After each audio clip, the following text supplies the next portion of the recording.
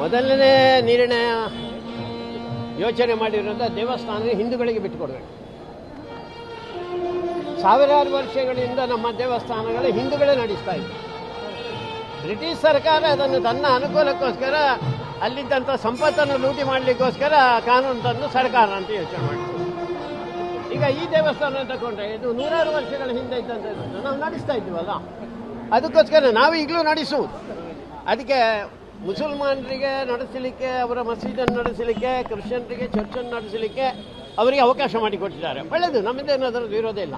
ಹಿಂದೂಗಳಿಗೆ ಯಾಕೆ ನೀವು ಸರ್ಕಾರ ಕೈ ತಗೊಳ್ತೀರಾ? ನೀವು ನಮ್ಮ ದೇವಸ್ಥಾನಗಳ ಭೂಮಿಯನ್ನು ಒಳಗೆ ಹಾಕಿದ್ದೀರಾ, ನಮ್ಮ ಕಾಣಿಕೆ ಭಕ್ತಿಯಿಂದ ಹಾಕಿದಂಥ ಕಾಣಿಕೆಯನ್ನು ನೀವು ತಗೊಂಡು ಹೋಗಿದ್ದೀರಾ.